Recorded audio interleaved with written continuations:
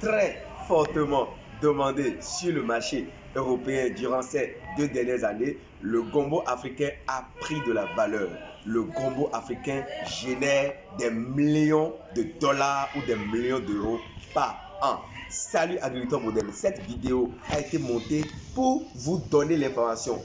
Courez maintenant chercher les opportunités de sous-traitance, les opportunités d'affaires avec les supermarchés, les grandes surfaces de distribution de légumes européens. Le gombo africain a été vraiment sollicité durant ces 2 dernières années. N'hésitez pas à liker la vidéo si c'est la première fois que vous venez de découvrir cette chaîne YouTube. Abonnez-vous à notre chaîne YouTube. Activez les notifications pour ne plus jamais louper nos prochaines vidéos. Je suis Taragbe Valeransou, ingénieur agronome praticien, votre fidèle compagnon, et je vais vous apprendre, agriculteur moderne, dans cette vidéo, comment cultiver le gombo en milieu réel, pratiquement et concrètement. On y va!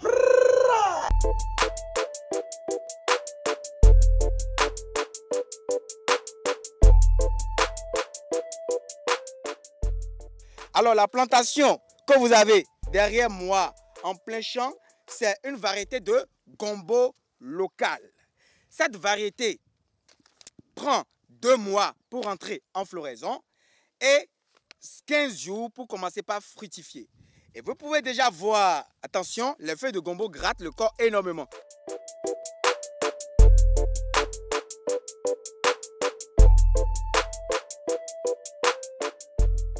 C'est avec cette variété que nous allons travailler dans cette vidéo. Donc, je vérifie si je vais acheter une semence. Je vérifie le taux de germination, 85% c'est accepté. Pureté, 99%. Conditionné au Bénin. Je vérifie tout. Et puis voilà, c'est correct. J'ouvre le sachet. Lorsque j'ouvre le sachet, je vais faire sortir des boules là. Voilà. L'or noir. C'est ça qui va nous donner de l'argent. C'est avec ça qu'on va travailler. Très bien. Je ferme hermétiquement mon sachet. Alors, je vous signale que nous sommes en condition de champ. Il n'y a pas raison à simuler quoi que ce soit. Donc, nous sommes en condition réelle. Je suis paysan, je suis au champ, j'ai ma roue et j'ai ma semence ou les graines de gombo dans la main. Donc, je vais sacler.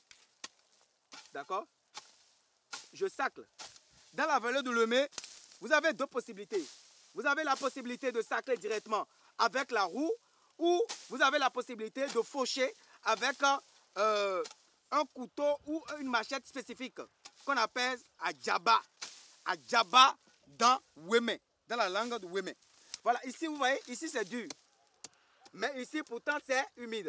Donc c'est là où c'est humide que je vais semer mes graines de gombo. Ici c'est humide.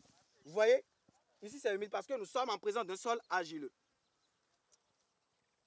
Je mets 2 graines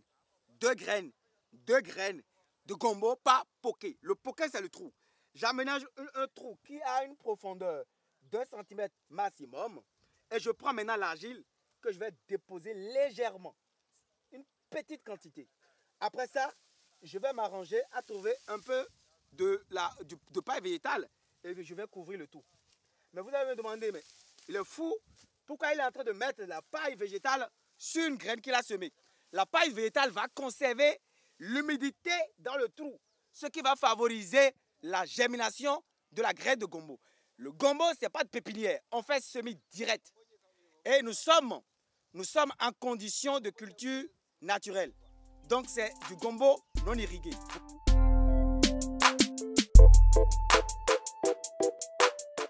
Si à la maison j'ai un petit pot dans lequel je veux faire cultiver le gombo, que dois-je faire? Très bien.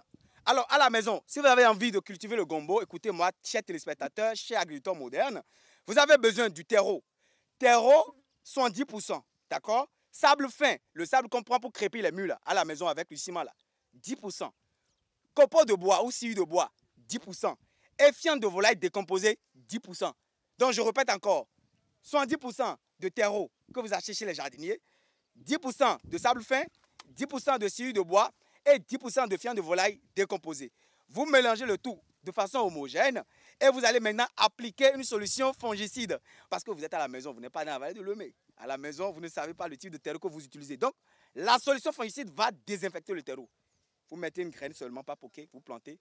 Après 2 mois et demi, si vous n'avez pas le gombo sur votre arbre, dans des conditions exposées à la lumière, important, ça doit être exposé à la lumière parce que toutes les plantes, pardon, qui donnent des fleurs doivent être exposées à la lumière pour avoir du fruit.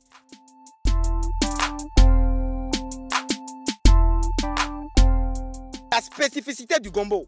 Si le gombo ici, d'accord, si le gombo que nous avons ici est venu à maturité physiologique, vous n'avez pas le droit de le laisser pendant 24 heures. Si vous le laissez, après, demain, qu'est-ce qui va se passer? Le gombo ne va plus être gluant. Et on mange le gombo parce que le gombo est gluant.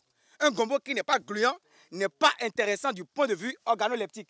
Ce gombo va perdre sa qualité organoleptique, donc raison pour laquelle vous ne devez pas laisser le gombo après maturité physiologique.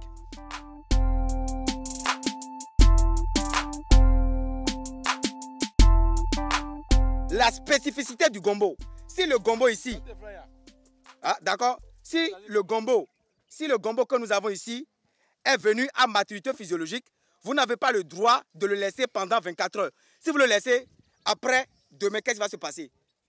Le gombo ne va plus être gluant. Et on mange le gombo parce que le gombo est gluant. Un gombo qui n'est pas gluant n'est pas intéressant du point de vue organoleptique. Ce gombo va perdre sa qualité organoleptique, donc raison pour laquelle vous ne devez pas laisser le gombo après maturité physiologique.